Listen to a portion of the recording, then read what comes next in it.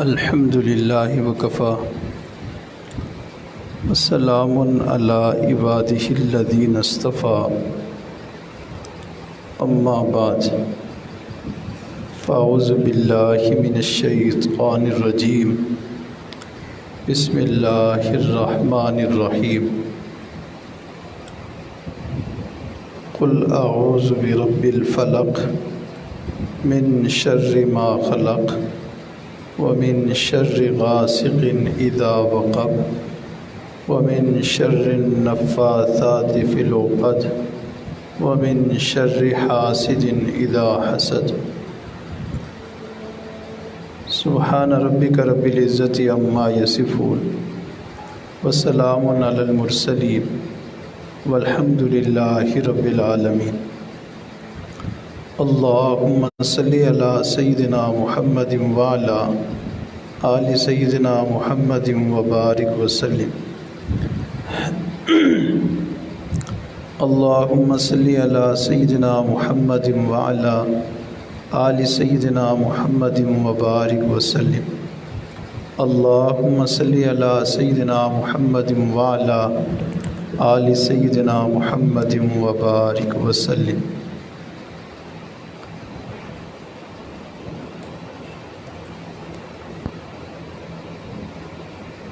مجھے یہ بتلایا گیا کہ الحمدللہ اس مسجد میں مولانا صاحب نے قرآن مجید کا درس مکمل کیا اور آج آخری صورتوں کا درس دے کر اس کی دعا کروا دی جائے۔ بہت خوشی کی بات ہے۔ حدیث پاک میں ارشاد فرمایا تم میں سے بہترین لوگ وہ ہیں جو قرآن پڑھیں اور پڑھائیں، قرآن سیکھیں اور سکھائیں۔ چنانچہ اسی سلسلے میں آج قرآن مجید کی آخری دو صورتیں جن کو معاوضتین کہا جاتا ہے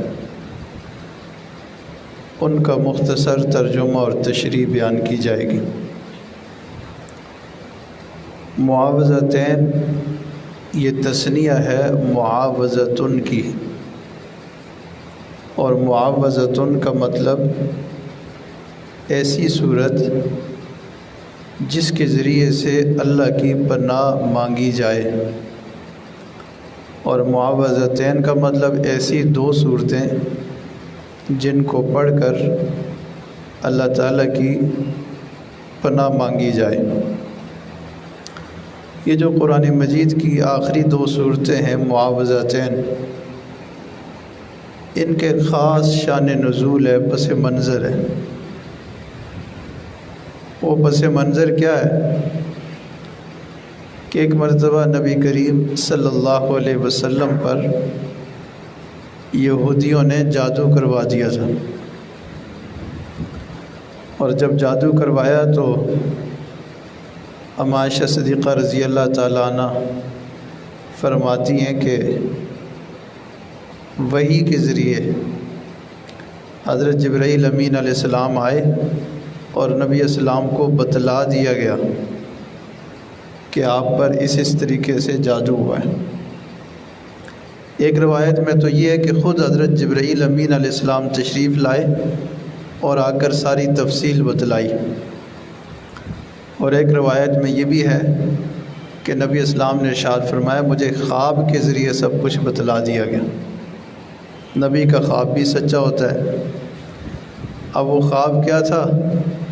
آپ علیہ السلام نے ارشاد فرمایا کہ میری چرپائی کے دو فرشتے سرہانے کی جانب اور دو فرشتے پاؤں کی جانب بیٹھے ہوئے ہیں اور آپس میں باتیں کر رہے ہیں۔ ایک جانب والے پوچھ رہے ہیں کہ ان کو کیا ہوا؟ نبی اسلام پہ جب جادو کے اثرات ہوئے تو آپ کی کیفیت یہ تھی کہ آپ چیز کو بھول جاتے تھے۔ جو کام کیا ہوتا تھا ایسے لگتا تھا شاید ابھی نہیں کیا، اور جو کام نہیں کیا ہوتا تھا ایسے لگتا تھا شاید کر لیا ہے۔ تو چیز یاد نہیں رہتی تھی۔ تو آپ بڑے پریشان ہوئے کہ یہ کیا مسئلہ ہے۔ تو وہ جو خواب میں فرشتے آئے انہوں نے آپس میں باتیں کی کہ ان کو کیا ہو گیا ہے۔ تو دوسری طرف کے فرشتوں نے کہا کہ ان پر ایک شخص ہے یہودی لبید بن عاصم، اس نے جادو کروا دیا۔ اچھا وہ جادو کیسے کیا، کہاں کیا، تفصیل کیا ہے؟ تو دوسری طرف کے فرشتوں نے کہا کہ ایک کنواں ہے بیر ذکوان، اس کے اندر کچھ سوئیاں ہیں، کنگھی ہے اور کچھ دھاگے ہیں، گرہ لگی ہوئی ہیں، اور وہ کھجور کے خوشے کے نیچے اور پتھر کے نیچے ان ساری چیزوں کو ان جادوگروں نے اس کو دبایا ہوا ہے۔ اب پھر پوچھا کہ اس کا علاج کیا ہے؟ تو علاج یہ بتلایا کہ جو قرآن مجید کی آخری 2 سورتیں ہیں معوذتین، یہی اس کا علاج ہے۔ کیسے علاج ہوگا یہ بھی نبی اسلام کو بتلا دیا گیا کہ ان صورتوں میں 11 آیتیں ہیں، اور وہ جو جادو ہے اس میں 11 گرہ لگے ہوئے ہیں۔ تو ایک ایک آیت پڑھتے جائیں اور جادو کی گرہ کھولتے جائیں۔ جب 11 آیتیں پوری ہوں گی، 11 گرہ کھل جائیں گے تو خود بخود جادو کا اثر ختم ہو جائے۔ چنانچہ نبی کریم صلی اللہ علیہ وسلم نے پھر معلوم کروایا تو پتہ چلا واقعی اس کنویں کے اندر وہ چیزیں موجود تھیں۔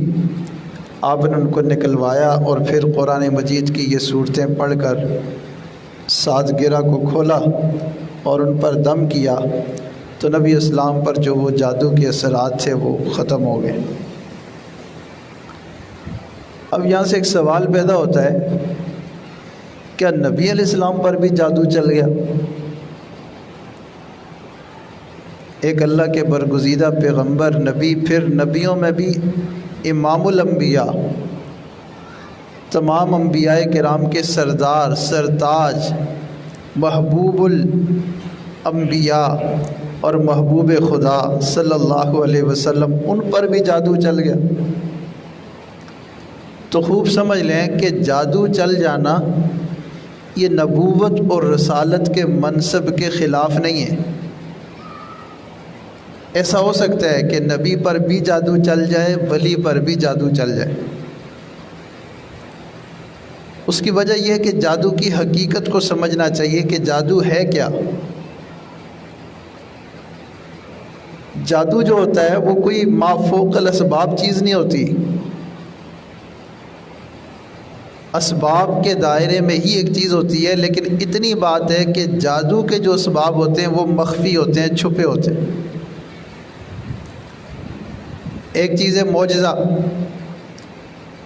یا کرامت، یہ عام طور پہ خرق عادت ہوتا ہے، اسباب سے ما فوق ایک چیز ہوتی ہے، اسباب کے بغیر بھی ہوتی ہے چونکہ وہ اللہ کی قدرت سے ہوتا ہے۔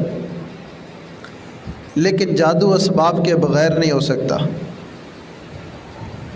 لیکن چونکہ جادو کے اسباب بھی چھپے ہوتے ہیں اور معجزے اور کرامت کے اسباب بعض دفعہ ہوتے نہیں، تو دیکھنے میں دونوں ایک ہی چیز نظر آ رہے ہوتے ہیں کہ یہ بھی اسباب کے بغیر ہے، وہ بھی اسباب کے بغیر ہے۔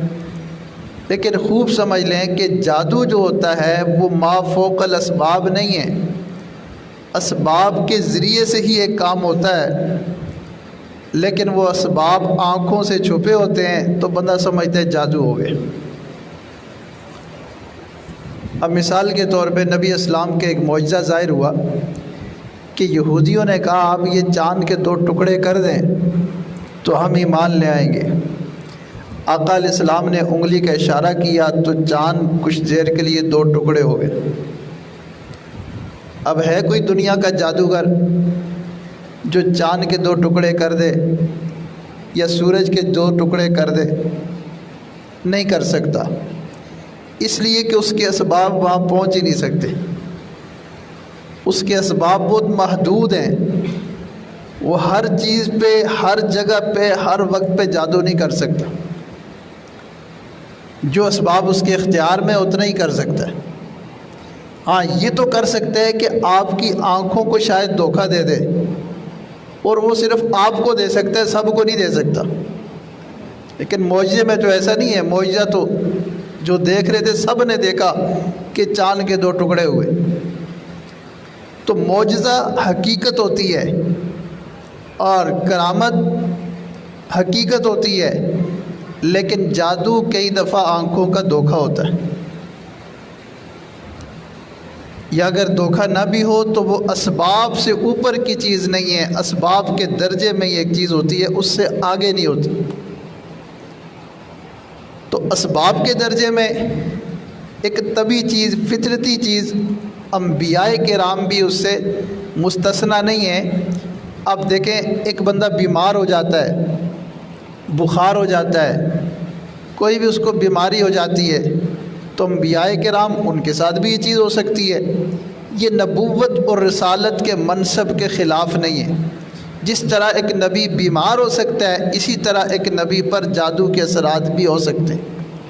ایک ولی جس طرح بیمار ہو سکتا ہے، اسی طرح ایک ولی پر جادو کے اثرات بھی ہو سکتے ہیں۔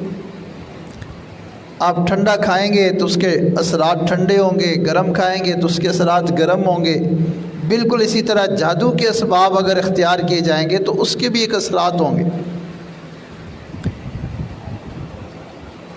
لیکن یہ بات سمجھ لیں کہ یہ جادو جو ہے اس کے اثرات سائے کی مانند ہیں۔ جب کسی چیز کا سایہ ہوتا ہے نا تو سورج کی روشنی ادھر سے آتی ہے، سایہ ادھر، ادھر سے روشنی آتی ہے، سایہ ادھر، زیادہ روشنی پڑتی ہے تو سایہ غائب، زوال کے وقت میں چیزوں کا سایہ نظر ہی نہیں آتا۔ تو یہ جن، جادو، یہ سحر، یہ جادو ٹونے، ان کے اثرات سائے کی مانند ہیں۔ قرآن کے علوم کی مثال سورج کی مانند ہے۔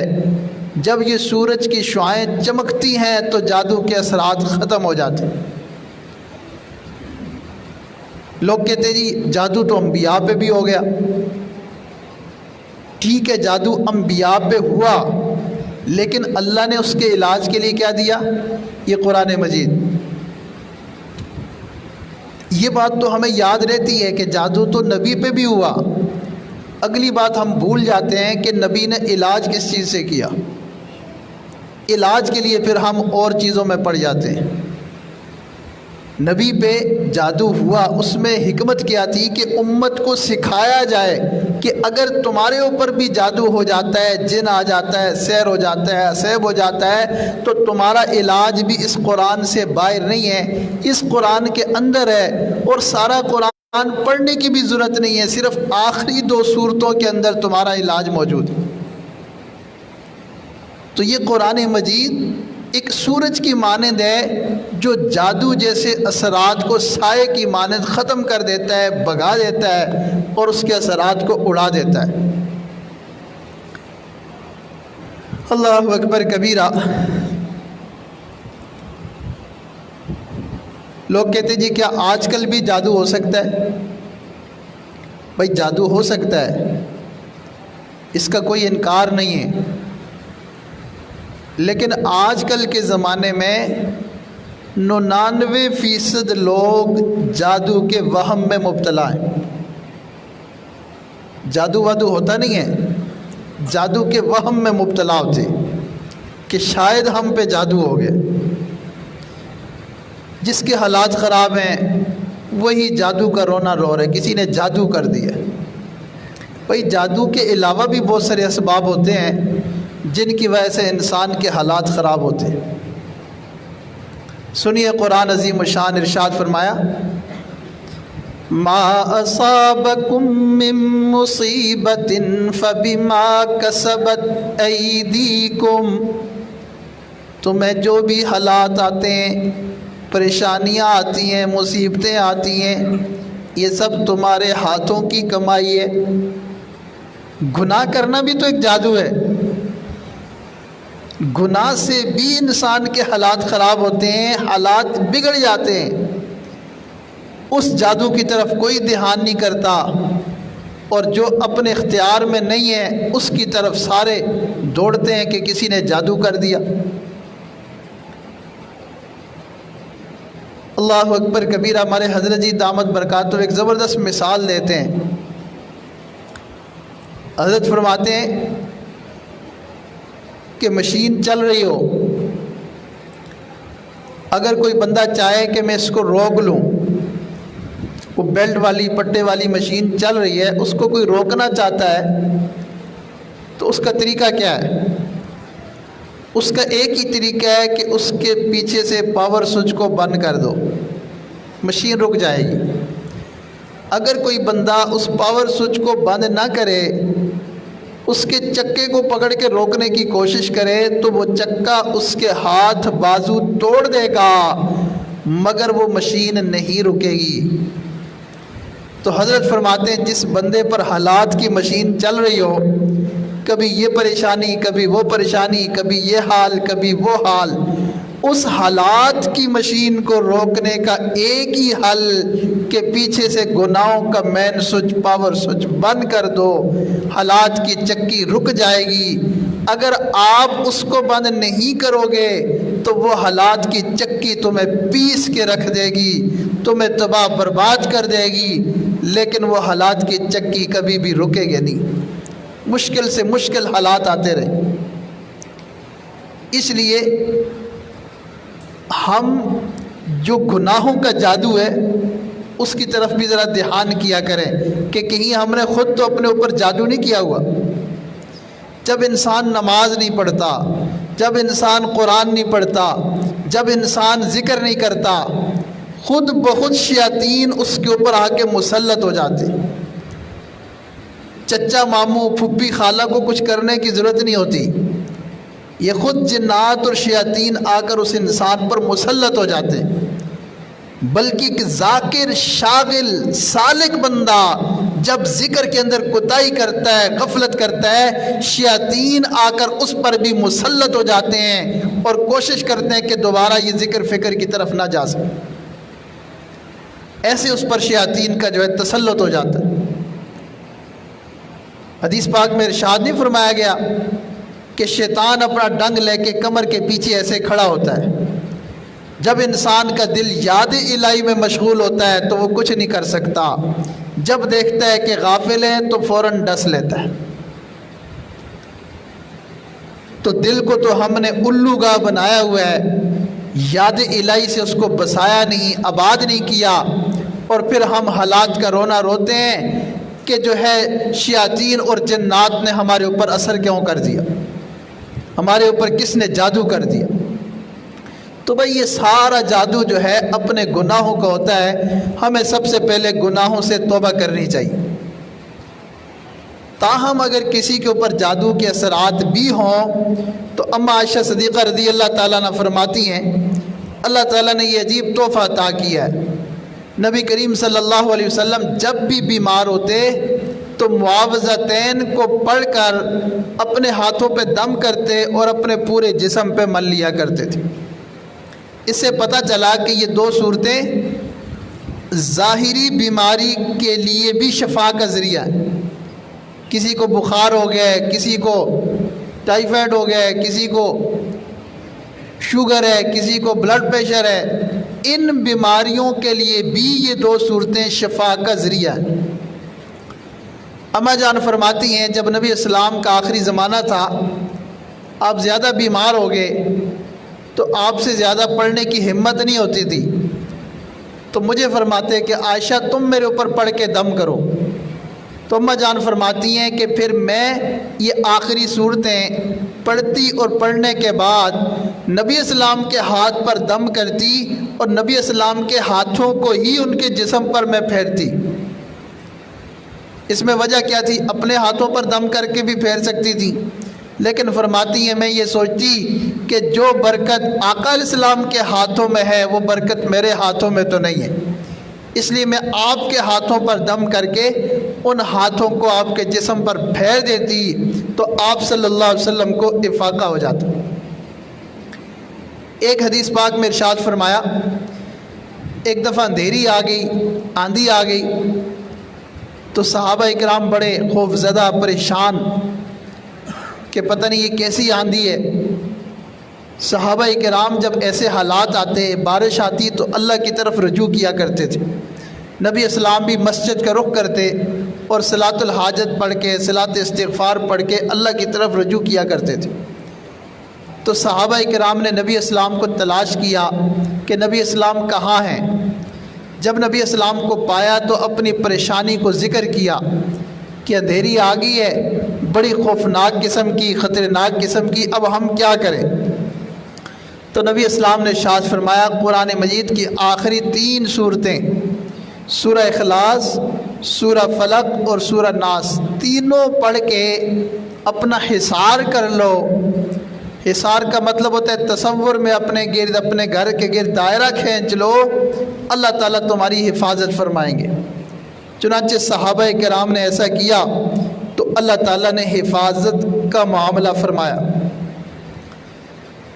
تو پتہ چلا کہ اگر ظاہری حالات ناموافق ہوں، کشتی بمر میں ہو، آندھی طوفان ہو، زلزلہ ہو، کوئی حادثہ ہو، کسی قسم کا بھی مسئلہ ہو، ان سے حفاظت کے لیے بھی ان معاوضتین کو پڑھا جا سکتا ہے۔ تو قرآن مجید میں اللہ تعالیٰ نے ہمیں یہ نسخہ بتا دیا، ہمیں یہ علاج دے دیا کہ اگر تمہارے اوپر کوئی جن جادو ہے، بیماری ہے، پریشانی ہے، مصیبت ہے، دشمن کا خوف اور خطرہ ہے، تو تم ان آیات کو پڑھو، اپنا حصار کر لو، اللہ تعالیٰ تمہاری حفاظت کا ذمہ لے لیں۔ ہمارے حضرت نے وظیفہ بتایا جو حضرت کو سلسلہ وار بزرگوں سے ملا، اور حضرت نے ہمیں بھی وہ اجازت دی۔ حضرت فرماتے ہیں کہ 3 دفعہ سورہ فاتحہ، 3 دفعہ آیت الکرسی، 3 دفعہ چاروں کل پڑھ کر جس بندے پر جن ہو، جادو ہو، عصیب ہو، کوئی بھی مسئلہ ہو، اگر دن میں 3 دفعہ وہ اپنے اوپر دم کر لے تو فرمایا اگر پہلے سے جن جادو ہوگا تو وہ ٹوٹ جائے گا، ختم ہو جائے گا، اور آئندہ کے لیے اس پر ایسا کوئی اثر نہیں ہو سکے گا۔ اور حضرت فرماتے ہیں کہ ہماری ساری زندگی گزر گئی، اور حضرت کون ہے؟ وقت کے ایک مرشد کامل، ولی کامل، اور جو ہے ایک عظیم ہستی، وہ یہ وقت کے قطب الارشاد، وہ یہ فرما رہے ہیں کہ مجھے اپنی ساری زندگی میں جن جادو کے علاج کے لیے اس سے مجرب نسخہ نہیں ملا، اس سے مجرب نسخہ مجھے نہیں ملا۔ اور فرماتے ہیں جس طرح 2 + 2 4 یقینی ہے، اس وظیفے سے جادو جن کا علاج یقینی، مجھے اس سے بھی زیادہ اس پر یقین ہے۔ لیکن مسئلہ یہ ہوتا ہے کہ جب کوئی چیز سستی ملے یا مفت میں ملے تو اس کی قدر نہیں ہوتی، اس کی اہمیت انسان کو پتہ نہیں ہوتی۔ اب اگر میرے پاس کوئی بندہ آتا ہے نا، جی جادو ہے، میں اس کو کہتا ہوں سورہ فاتحہ، آیت الکرسی، چاروں کل 3 دفعہ پڑھ کے روزانہ دم کرنا ہے، تو وہ میری بات کو اہمیت ہی نہیں دیتا، کہتے فاتحہ تو روزانہ پڑھتے ہیں، آیت الکرسی تو ہم پڑھتے رہتے ہیں، اس سے تو ہم ٹھیک نہیں ہوتے۔ اگر میں اس کو کہتا ہوں ہاں تمہارے اوپر بڑا سخت کسی نے جادو کیا ہے، اس کا علاج میں کر سکتا ہوں، لیکن اس کے لیے مجھے زعفران سے تعویذ لکھنا پڑنا ہے، اور مجھے کوئی خاص چاندی کا قلم اور ورق منگوانے پڑنے ہیں، اس کے لیے پیسے لگیں گے۔ اچھا جی کتنے پیسے لگیں گے؟ 50,000 روپیہ لگے گا۔ اچھا جی چلے کچھ کرتے ہیں، وہ کسی سے ادھار پکڑے گا، قرض لے گا، مجھے لا کے دے گا، اور میں اس کو وہ جو ہے زیادہ سے زیادہ 50-100 روپے کا خرچہ کر کے تعویذ لکھ کے دیتا ہوں، تو اس پر اس کو اتنا یقین آئے گا، وہ کہے گا بڑا تکڑا تعویذ ہے اور بڑا جو ہے مہنگا تعویذ ہے، اس کے اندر ضرور اثر ہونا ہے۔ تو یہ جو عاملین لوگ ہوتے ہیں اس طریقے سے لوگوں کو دھوکہ دیتے ہیں، ان پر تو ان کا یقین بن جاتا ہے، لیکن اللہ کے قرآن پر یقین اٹھ جاتا ہے۔ اس لیے ہمارے حضرت فرماتے ہیں لوگوں عاملوں کے پاس نہ جاؤ، خدا کے لیے کاملوں کے پاس جاؤ، کسی کامل اللہ والے کے پاس جاؤ گے، وہ تمہارا یقین اللہ پہ بنائے گا، اللہ کے قرآن پہ بنائے گا، اور کسی عامل کے پاس جاؤ گے وہ تمہارا یقین تعویذ، دھاگے اور ٹونے پہ بنائے گا، اور اس سے نہ تمہارا مقصد حاصل ہوگا اور نہ ہی تمہارا ایمان باقی رہے گا۔ اللہ والوں کے پاس جا کے کم از کم ایمان تو باقی رہے گا، باقی حالات تو زندگی میں انسان پہ آتے رہتے ہیں، جو حالات مقدر میں وہ آ کر رہنے، لیکن ہم نے دیکھا اللہ والوں کی برکت سے، ان کی دعا کی برکت سے اللہ تعالیٰ انسان کے ساتھ خیر کا معاملہ بھی فرما لیتے۔ تو اس لیے وظیفہ سستا ہے، وظیفہ آسان ہے، علاج آسان ہے، لیکن اس کی قدر و اہمیت ہمارے دلوں میں نہیں ہوتی۔ میرے پاس ایک صاحب آئے، ہمارے دوست ہیں، وہ ٹیکسٹائل مل میں جی ایم ہے۔ اب جی ایم لیول کا جو بندہ ہے وہ کتنا پڑھا لکھا ہوتا ہے، کتنا سمجھدار، کتنی اس کی صلاحیتیں ہوتی ہیں۔ جی ایم بنا ہے تو آخر وہ اس کی کوئی قابلیت ہوگی تو جی ایم بنا ہے۔ اس کو کچھ حالات پیش آگے، پریشانیاں ہوئی تو وہ ایک عامل کے پاس چلے گئے۔ اگرچہ وہ صاحب صحیح العقیدہ تھے اور علماء حق سے رابطہ رکھنے والے تھے، لیکن انہوں نے سوچا چلو روحانی علاج بھی کروانا چاہیے۔ روحانی علاج کے لیے وہ ایک عامل کے پاس چلے گئے، اور وہ عامل بھی صحیح العقیدہ تھا۔ بعض دفعہ لوگ دھوکہ کھاتے ہیں جی وہ اپنے مسلک کا ہے، اپنے عقیدے کا ہے تو وہ صحیح ہوگا۔ عامل چاہے کوئی بھی ہو، جھوٹ بولنا اس کی مجبوری ہوتی، اس بات کو سمجھ لو۔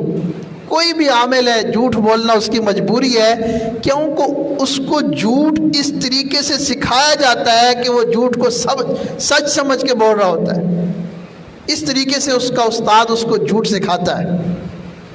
خیر اس کے پاس چلے گئے تو اس نے حساب کتاب کیا، چیک ویک کیا، تو اس نے کہا ہاں جی بڑا سخت جادو ہے آپ پر۔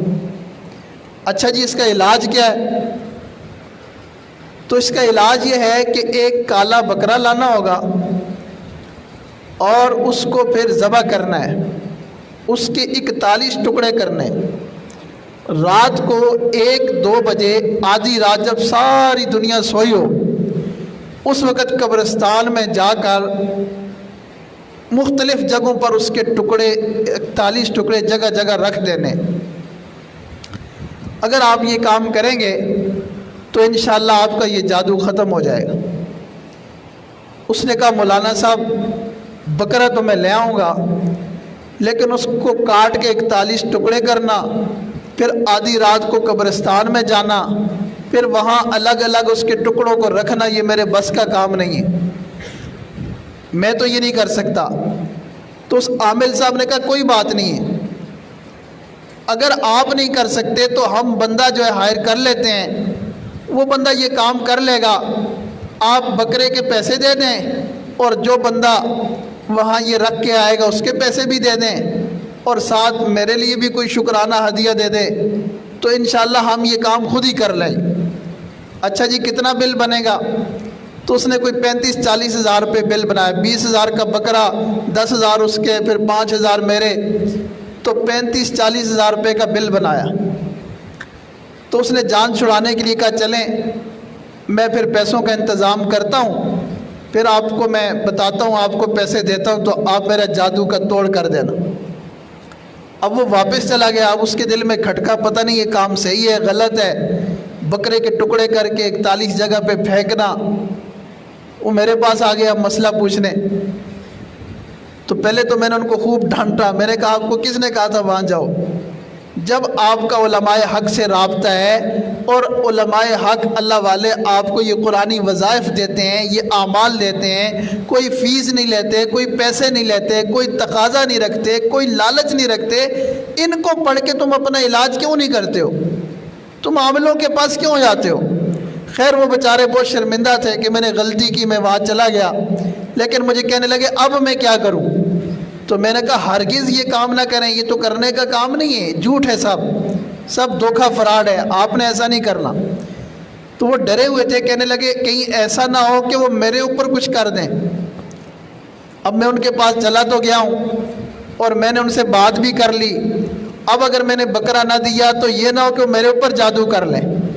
میں نے کہا اللہ کے بندے، جس طرح جادو توڑنا آسان نہیں ہے، اس کے لیے بکرا کاٹنا پڑتا ہے، 41 ٹکڑے کرنے پڑتے ہیں، رات کے آخری پہر میں قبرستان میں جا کر ٹکڑے پھینکنے پڑتے ہیں، تو کسی پر جادو کرنا بھی کوئی آسان نہیں ہے۔ اس کے لیے بھی 35-40 ہزار روپیہ لگے گا، اور 35-40 ہزار روپیہ وہ اپنی جیب سے خرچ کرنے والے نہیں ہیں۔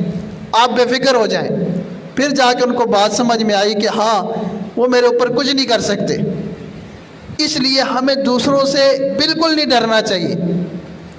آج اتنے لوگ وہم میں مبتلا ہو چکے ہیں جادو جن کے حوالے سے، خواتین گھر میں آتی ہیں اور آ کر وہ بتاتی ہیں گھر میں، او جی میں گھر کی چھت پر گئی تو انڈے کے چھلکے پڑے ہوئے تھے۔ او بھائی گھر میں انڈے پکتے ہیں تو بلیاں ان کے چھلکے چاٹ رہی ہوتی ہیں، وہ کہیں سے کہیں پہنچا دیتی ہیں، تو چھلکے پڑے تو آپ کو کیا مسئلہ؟ وہ جی چھت پر گئے تو گوشت کی بوٹیاں پڑی ہوئی تھی، تو کوا اوپر سے اڑتا ہے، اس کی چونچ میں سے کوئی بوٹی گر گئی ہوگی، آپ کو کیا مسئلہ ہے؟ اور جی ہم اندر والے کمرے میں گئے تو وہ بیڈ کے سرہانے کی جانب سوئیاں لگی ہوئی تھی، تو بھائی گھر میں عورتیں سلائی وغیرہ کرتی ہیں، بعض دفعہ وہ سوئی کہیں لگا دیتی ہیں، بعد میں خود کو بھی یاد نہیں ہوتا کہ میں نے سوئی کہاں لگائی تھی۔ وہ جی صبح صبح دروازہ کھول کے باہر نکلے تو کیا دیکھتے ہیں آگے بکرے کی سری پڑی ہوئی تھی، تو بھائی سری لوگ پھینکتے ہیں، رات کو کتے اس کو گھسیٹ گھسیٹ کے کہیں سے کہیں پہنچا دیتے ہیں۔ وہ جی گیٹ کھولا تو باہر خون پڑا ہوا تھا، بھائی کسی کتے بلے نے کوئی چیز ماری ہوگی، کھائی ہوگی، اس کا خون نیچے لگ گیا ہوگا، آپ کو ڈرنے کی کیا ضرورت ہے؟ کئی کہتے ہیں جی وہ کپڑوں پہ خون کے چھینٹے نظر آئے، کوئی مچھر مکھی مر گیا ہوگا تو چھینٹے نظر آ جاتے ہیں، عام طور پہ مچھر کے سیزن میں اس طرح بہت ہوتا ہے، خون کے چھینٹے بہت نظر آتے ہیں۔ وہ جی کپڑے کٹ جاتے ہیں، یہ بڑا مسئلہ ہے آج کل، کپڑے کٹ جاتے ہیں۔ گھروں میں ہوتی ہیں ٹڈیاں، وہ کبھی الماری میں ہوتی ہیں، کبھی کہیں ہوتی ہیں، وہ ٹڈیاں جو ہے ایسی صفائی کے ساتھ کپڑا کاٹتی ہیں کہ پتہ بھی نہیں چلتا کہ یہ کس نے کاٹا ہے، ایسے لگتا ہے کینچی سے کسی نے کاٹا ہوا ہے۔ تو ان ٹڈیوں کے لیے وہ جو ٹڈی مار گولیاں ہوتی ہیں، کفور کی وہ گولیاں رکھنی چاہیے۔ بالفرق کسی نے آپ کے کپڑے کاٹ بھی دیے، آپ کے کپڑے جلا بھی دیے، آپ پر خون کے گلاس بہا بھی دیے، خون کی آپ کے اوپر نہریں آپ پر چلا بھی دی، آپ کو ڈرنے کی کیا ضرورت ہے؟ آپ کا ایمان اللہ پہ اور قرآن پہ ہونا چاہیے، آپ کو ان سایوں سے اور ان باتوں سے ڈرنا نہیں چاہیے۔ جو اللہ سے ڈرتا ہے وہ غیر اللہ سے نہیں ڈرتا، اور جو اللہ سے نہیں ڈرتا وہ پھر سائے سے بھی ڈرتا ہے، رات کو دروازہ ہلے تو اس سے بھی ڈرتا ہے، رات کو بلی بولے تو اس سے بھی ڈرتا ہے۔ اس لیے یہ قرآن ہم سے یہ کہہ رہا ہے کہ اے رب کو ماننے والوں، تم اللہ سے ڈرو، اللہ کے غیر سے نہ ڈرو۔ ہمارے دادا مرشد پیر غلام حبیب رحم اللہ فرمایا کرتے تھے، اقرأ وربک الاکرم، تیرے ہاتھ میں ہو قرآن اور تو رہے دنیا میں پریشان، تیرے ہاتھ میں ہو قرآن اور تو رہے دنیا میں غلام۔ نا اے میرے ماننے والے مسلمان، تجھ سے کہتا ہے یہ قرآن، اقرا وربک الاکرم، تو پڑھ قرآن، تیرا رب کرے گا تیرا اکرام، تجھے دنیا میں عزت و وقار دے گا اور آخرت میں بھی تجھے نکھار دے گا۔ تو یہ قرآن اللہ تعالیٰ نے جب ہمیں عطا کر دیا تو ہمیں جن، جادو اور سحر، بلیات اور آفات سے ڈرنے کی کیا ضرورت؟ یہ ایسا وظیفہ ہے ہمارے حضرت کا دیا ہوا کہ 3 دفعہ فاتحہ، 3 دفعہ آیت الکرسی اور 3 دفعہ 4 کل پڑھ کے اپنا حصار کر لو۔ حصار کرنے کے بعد دنیا کے ہر عامل، ہر بڑے سے بڑے جادوگر کو آپ چیلنج کر سکتے ہو کہ میرے اوپر جو جادو کرنا ہے کر کے دکھاؤ۔ یہ ایسا وظیفہ ہے، اتنا مضبوط وظیفہ ہے، لیکن بات یہ ہے کہ ہم بھول جاتے ہیں، ہم پڑھتے نہیں ہیں، اور اس کے بعد پھر ہم کہتے ہیں ہمیں پریشانیاں آ رہی۔ اگر ہم اس کو پابندی سے پڑھ لیں تو دنیا کا کوئی جادوگر، کوئی ساحر، کوئی کاہن ہمارا بال بھی ٹیڑھا نہیں کر سکتا۔ کتنا آسان وظیفہ ہے، نہ زفران لگا، نہ چاندی کے ورق لگے، نہ سونے کے ورق لگے، مفت میں ایک وظیفہ مل گیا، بس اس کو کرنا ہمارا کام ہے، اس کو ہم کریں گے، اللہ تعالیٰ ہمارے ساتھ خیر کا معاملہ فرمائیں گے۔ اب ہم جو ہے ان صورتوں کو پڑھیں گے، ان کا ترجمہ کریں گے اور مختصر تشریح کریں گے۔ سنیے، اعوذ باللہ من الشیطان الرجیم، بسم اللہ الرحمن الرحیم، قل اعوذ برب الفلق، کہہ دیجئے میں پناہ چاہتا ہوں صبح کے رب کی، من شر ما خلق، اللہ تعالیٰ کی ہر مخلوق کے شر سے، ومن شر غاسق اذا وقب، اور رات کے شر سے جب کہ وہ چھا جائے، ومن شر النفاثات فی العقد، اور گرہ میں پھونکنے والیوں کے شر سے، ومن شر حاسد اذا حسد، اور حسد کرنے والے کے شر سے جب کہ وہ حسد کرے۔ بسم اللہ الرحمن الرحیم، قل اعوذ برب الناس ملک الناس الہ الناس، کہہ دیجئے کہ میں پناہ چاہتا ہوں لوگوں کے پروردگار کی، لوگوں کے بادشاہ کی اور لوگوں کے معبود کی، من شر الوسواس الخناس الذی یوسوس فی صدور الناس من الجنۃ والناس، وسوسہ ڈالنے والے اور پیچھے ہٹنے والے کے شر سے جو لوگوں کے دلوں میں وسوسہ ڈالتا ہے، جنوں میں سے اور انسانوں میں سے۔ یہ دو صورتیں ہیں قرآن مجید کی جن کو معاوضتین کہا جاتا ہے۔ سب سے پہلے ان میں ارشاد فرمایا گیا، قل اعوذ برب الفلق، کہہ دیجئے کہ میں صبح کے پروردگار کی پناہ چاہتا ہوں۔ اب سوال یہ ہے کہ پروردگار تو صبح کا بھی ہے، شام کا بھی ہے، دن کا بھی ہے، رات کا بھی ہے، مشرق کا بھی ہے، مغرب کا بھی ہے، جن کا بھی ہے، انس کا بھی ہے، تو صرف یہ کیوں فرمایا کہ صبح کے پروردگار کی میں پناہ چاہتا ہوں؟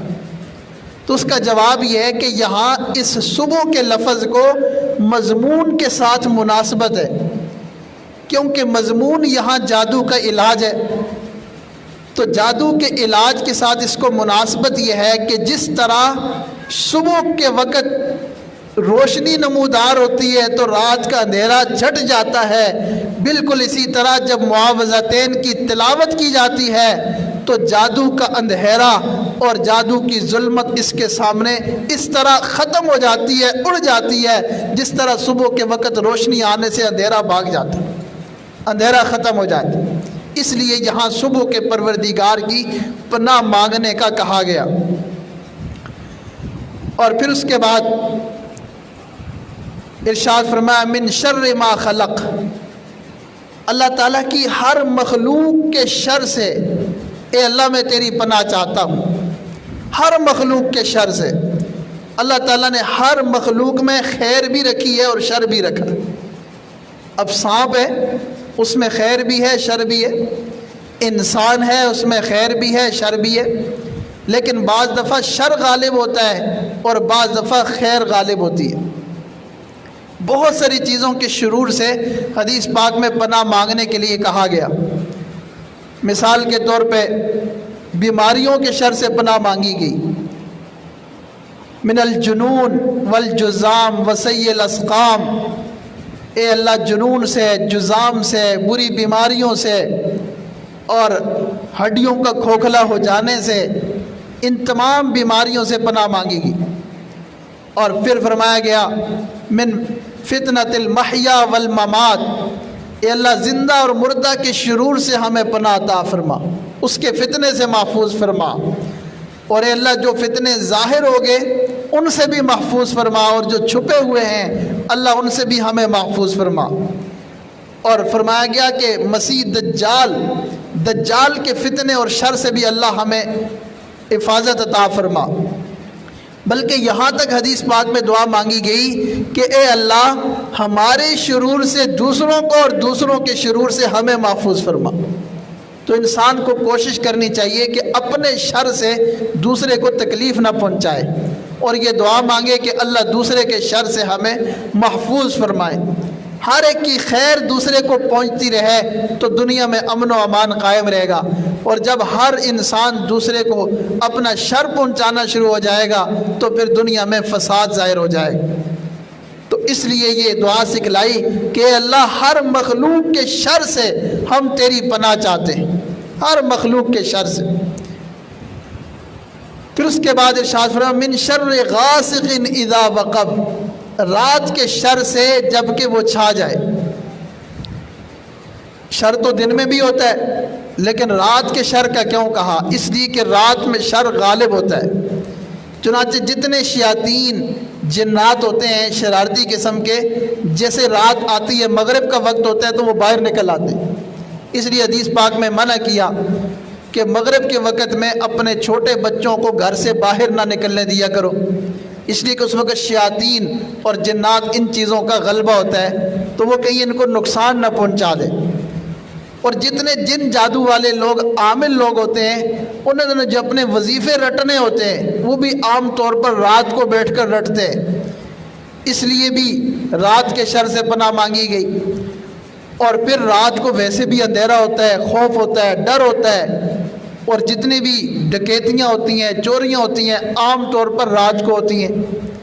تو اس لیے چونکہ رات کے اندر شرور کا غلبہ ہے، اس لیے جو ہے فرمایا گیا من شر غاسق اذا وقب۔ اس کے بعد ومن شر النفاثات فی العقد، گرہ کے اندر پھونکنے والیاں۔ پہلے زمانے میں جادو کا یہ جو کام ہے عورتوں سے زیادہ لیا جاتا تھا۔ اب یہاں سوال پیدا ہوتا ہے کہ جادو تو کروایا تھا لبید بن عاصم نے، تو یہاں جو پناہ مانگی گئی ہے وہ جادو کے گرہ میں پھونکنے والیاں عورتوں کا کہا گیا ہے، تو اس کی کیا وجہ ہے؟ اس کے دو جواب ہیں۔ بعض مفسرین نے یہ جواب دیا کہ جس طرح نفاسات یہ مونس کی جمع ہے، اسی طرح نفوس کی بھی جمع ہے، تو نفوس پھر اگر اس کی جمع ہو تو یہ مذکر آ جائے گا، تو اس کا معنی بنے گا جادو کی گرہ میں پھونکنے والے، پھونکنے والے، پھونکنے والیاں نہیں۔ اور اگر اس کو مؤنث کا صیغہ بھی مانے تو اس کا مطلب یہ ہوگا کہ اگرچہ جادو لبید بن عاصم نے کروایا، لیکن اس کے جو عمل تھا وہ اس نے اپنی بیٹیوں سے یا کسی بھی عورتوں سے، خواتین سے کروایا، اس لیے اس آیت کے اندر عورتوں کے جادو سے پناہ مانگی گئی کہ وہ عورتیں جو جادو کی گرہ میں پھونکے مارنے والی ہیں، اللہ ان سے ہمیں پناہ عطا فرما۔ پھر اس کے بعد وَمِن شَرِّ حَاسِدٍ إِذَا حَسَدَ، اے اللہ حسد کرنے والا بندہ جب حسد کرے، اللہ اس کے شر سے بھی ہمیں پناہ عطا فرما۔ اللہ بچائے، جب حاسدین حسد کرنے پہ آ جاتے ہیں تو انسان کا جینا مشکل کر دیتے، اس لیے ان سے بھی پناہ مانگنا سکھایا گیا۔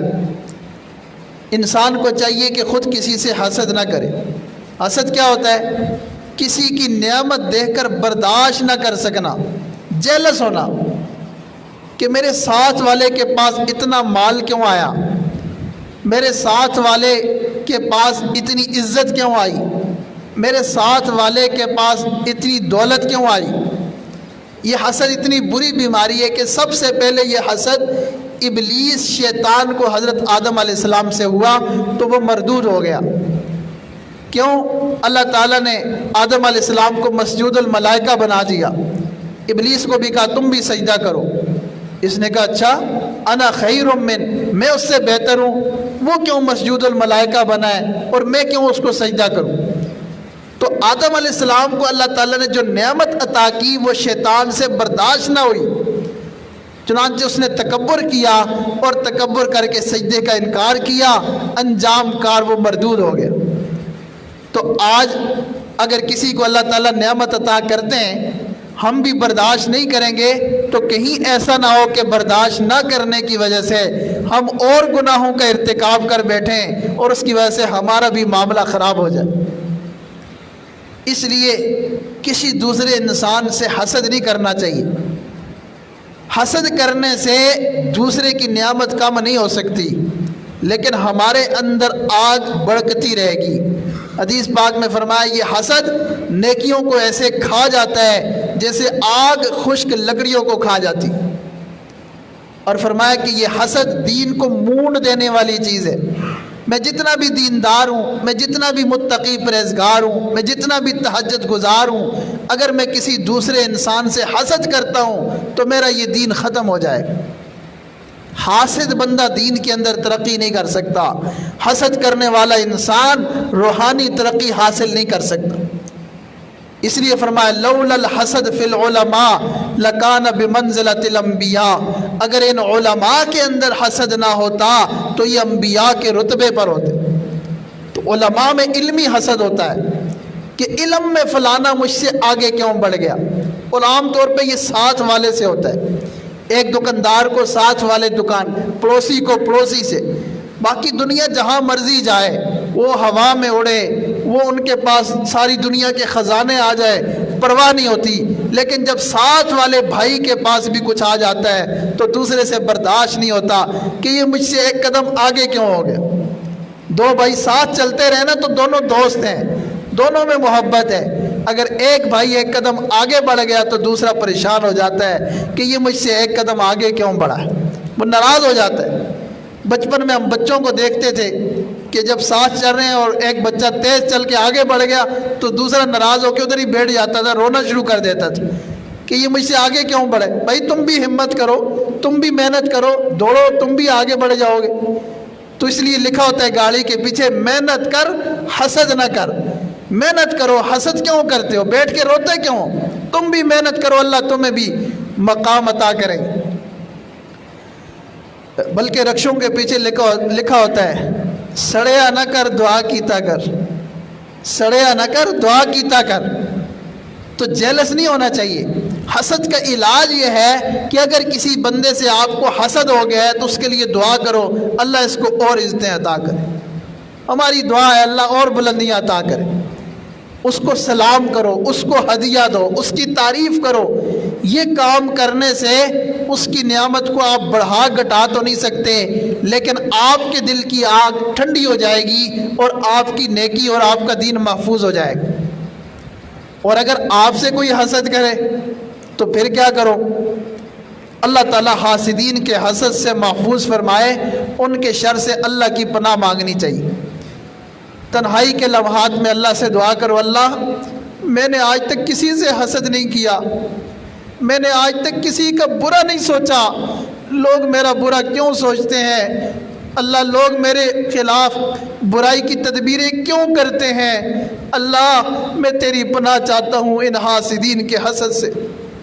جب اللہ کسی کو نعمتیں زیادہ عطا کرتے ہیں تو اس کے حاسدین بھی پھر بڑھ جاتے ہیں۔ علماء نے وظیفہ بتلایا کہ اگر آپ کے حاسدین زیادہ ہو گئے ہیں تو آپ روزانہ 2 رکعت صلاۃ الحاجت پڑھو، اور ہر رکعت کے اندر 10 دفعہ ان معاوضتین کو پڑھو، سورہ فلق اور سورۃ ناس کو 10 دفعہ دونوں کو ملا کر ایک رکعت میں پڑھ لو، پھر 10 دفعہ دونوں کو ملا کر دوسری رکعت میں پڑھ لو۔ اس طریقے سے آپ روزانہ اگر 2 رکعت صلاۃ الحاجت پڑھیں گے تو انشاءاللہ حاسدین آپ کا کچھ بھی نہیں بگاڑ سکیں گے۔ اللہ تعالیٰ نے قرآن مجید میں ارشاد فرمایا ہے واللہ اعلم بِأَعْدَائِكُمْ، اللہ تمہارے دشمنوں کو تم سے زیادہ جانتے ہیں۔ اللہ کو پتہ ہے کون تمہارا دوست ہے، کون دشمن ہے۔ جب اللہ کی مدد تمہارے ساتھ آ جائے گی تو پھر تمہارے دشمن تمہارا بال بھی ٹیڑھا نہیں کر سکیں گے۔ اس کے بعد اگلی صورت میں ارشاد فرمایا قُلْ أَعُوذُ بِرَبِّ النَّاسِ، کہہ دیجئے میں پناہ چاہتا ہوں لوگوں کے پروردگار کی، لوگوں کے بادشاہ کی، لوگوں کے معبود کی۔ 3 لفظ استعمال کیے، لوگوں کا پروردگار، لوگوں کا بادشاہ، لوگوں کا معبود۔ سوال یہ پیدا ہوا کہ صرف یہ کہہ دیتے لوگوں کا معبود یا لوگوں کا پروردگار تو بات کافی تھی، 3 مختلف الفاظ کیوں استعمال کیے کہ پہلے پروردگار کہا، پھر اس کے بعد جو ہے بادشاہ کہا، اور پھر اس کے بعد معبود کہا؟ تو علماء نے جواب دیا کہ یہاں یہ بتانا مقصود ہے کہ جس طرح پروردگار کو، پالنے والے کو اپنے پروردگار کے ساتھ ایک تعلق ہوتا ہے، اسی طرح اللہ کو اپنے بندوں کے ساتھ تعلق ہے۔ جس طرح بادشاہ کو رعیت کے ساتھ تعلق ہوتا ہے، اسی طرح اللہ کو اپنے بندوں کے ساتھ تعلق ہے، اور جس طرح معبود کو اپنے عابدین کے ساتھ تعلق ہوتا ہے، بالکل اسی طرح اللہ کو بھی اپنے بندوں کے ساتھ تعلق اور پیار ہے۔ اس رشتے اور نسبت کو بتانے کے لیے اللہ نے 3 الگ الگ الفاظ استعمال کی۔ پھر سوال پیدا ہوتا ہے کہ یہ جو ناس ناس ناس 3 دفعہ ناس لکھا، لوگوں کا پروردگار، لوگوں کا بادشاہ، لوگوں کا معبود، یہ تکرار کیوں ہے؟ بار بار ناس کیوں کا؟ ایک ہی دفعہ ناس کہہ دیتے، رب ناس جو ہے اس کے اندر واو عطف ڈال کے رب و مالک و الہ الناس کر دیتے تو ایک ہی دفعہ ناس ہو جاتا۔ تکرار کیوں؟ اس کا کیا فائدہ؟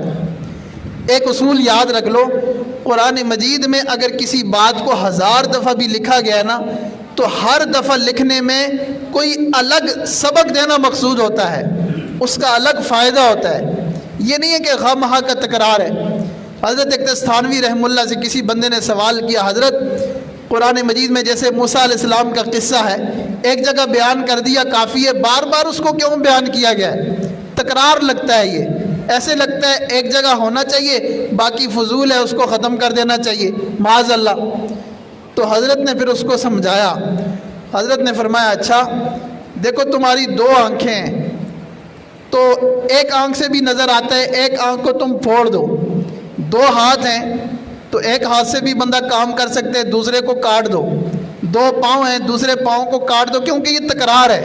آنکھیں بھی 2 ہیں، ہاتھ بھی 2 ہیں، انگلیاں 10 ہیں، تو یہ تکرار ہے، بار بار ایک چیز آ رہی ہے، اس کو ختم کر دو۔ تو اس کو بات سمجھ آئی، کہنے لگا نہیں حضرت، ہر آنکھ کی اپنی ایک افادیت ہے، 2 آنکھوں سے جتنا نظر آتا ہے ایک سے تو نظر نہیں آتا۔ تو حضرت نے فرمایا کہ اسی طرح قرآن مجید میں جب کسی مضمون کو بار بار بیان کیا جاتا ہے تو وہ بار بار بیان کرنے کی اپنی ایک افادیت ہے، اس کا اپنا ایک مقصد ہوتا ہے، اس کی ایک حکمت ہوتی ہے، اس لیے قرآن مجید میں اس کو بار بار استعمال کیا۔ تو بہرحال سوال یہ ہے کہ یہاں الناس کا لفظ 3 دفعہ کیوں استعمال کیا گیا؟ تو علماء نے لکھا کہ پہلا جو ناس ہے اس میں رب کا لفظ لگا کر اشارہ کیا کہ لوگوں کو پالنے والا، اور پالنے کا زیادہ تعلق بچوں سے ہوتا ہے، بچوں کو پالا جاتا ہے تو وہ بڑے ہوتے ہیں، تو پہلے ناس سے مراد بچے ہیں، اور دوسرے ناس اس میں بادشاہ کا لفظ لگایا تو بادشاہ کا تعلق زیادہ تر نوجوانوں سے ہوتا ہے، دوسرے ناس سے مراد نوجوان ہیں، اور تیسرے ناس کے ساتھ الہ لگایا کہ معبود ہے لوگوں کا، تو عام طور پہ عبادت کا تعلق زیادہ بوڑھوں سے ہوتا ہے۔ جب ریٹائر ہو جاتے ہیں تو پھر جو ہے زیادہ وقت ان کا مسجد میں ہی گزرتا ہے اور اللہ اللہ کرتے ہیں، اللہ کی طرف توجہ دھیان زیادہ ہو جاتا ہے، تو تیسرے نا سے بوڑھے مراد ہیں، تو بچے بھی آگے، جوان بھی آگے اور بوڑھے بھی آگے، سب کو اللہ تعالیٰ نے شامل کر لیا۔ اس کے بعد ارشاد فرمایا من شر الوسواس الخناس، دل میں وسوسے ڈالنے والا، پیچھے ہٹنے والا، جو لوگوں کے سینوں میں دلوں میں وسوسے ڈالتا ہے۔ وسوسے شیطان بھی ڈالتا ہے اور بعض دفعہ وسوسے انسان بھی ڈالتا ہے۔ کسی کے کان میں کوئی بات بھر دی اور دوسرے سے جو ہے اس کو متنفر کر دیا۔ آج کل بہت سارے لوگ شیاطین والا کام سر انجام دیتے ہیں، لگائی بجائی، ادھر کی بات ادھر، ادھر کی بات ادھر، چغل خوری جس کو کہتے ہیں۔ حدیث پاک میں ارشاد فرمایا اگر تم نے کوئی ایسی بات کی جس سے باپ بیٹے کے درمیان، استاد شاگرد کے درمیان، شیخ اور مرید کے درمیان، میاں بیوی کے درمیان نفرت پیدا ہوئی اور تم نے ان کو جدا کر دیا، یا آقا غلام کے درمیان، تو فرمایا ایسا بندہ جو ان دو کے درمیان دوریاں پیدا کرتا ہے اس پہ اللہ کی اور اللہ کے فرشتوں کی لعنت ہوتی۔ تو کئی باتیں ہم ایسی کرتے ہیں جس میں باپ کو بیٹوں سے متنفر کر دیتے ہیں، بیٹے کو باپ سے متنفر کر دیتے ہیں، شاگرد کو استاد سے متنفر کر دیتے ہیں، بیوی کو شوہر سے متنفر کر دیتے ہیں، شوہر کو بیوی سے متنفر کر دیتے ہیں۔ اسی کا نام چغل خوری ہے کہ ادھر کی بات ادھر کر کے، ادھر کی بات ادھر کر کے آپس میں آگ لگا دینا، اختلافات پیدا کر دینا۔ جوڑنے والے بہت کم ہیں اور توڑنے والے بہت زیادہ ہیں۔ اب جیسے ہمارے شیخ ہیں، ہمارے حضرت جی دامت برکاتہم ہیں، کوئی بندہ جا کے ان کو میرے بارے میں کہہ دے وہ جی وہ تو بیان میں یہ کہتے ہیں وہ کہتے ہیں، تو حضرت کے دل میں میرے بارے میں بات آئے گی۔ فرمایا ایسے بندے پہ اللہ کی لعنت ہوتی ہے کہ وہ شیخ اور مرید کے درمیان جو ہے تعلق کو خراب کر رہا ہے۔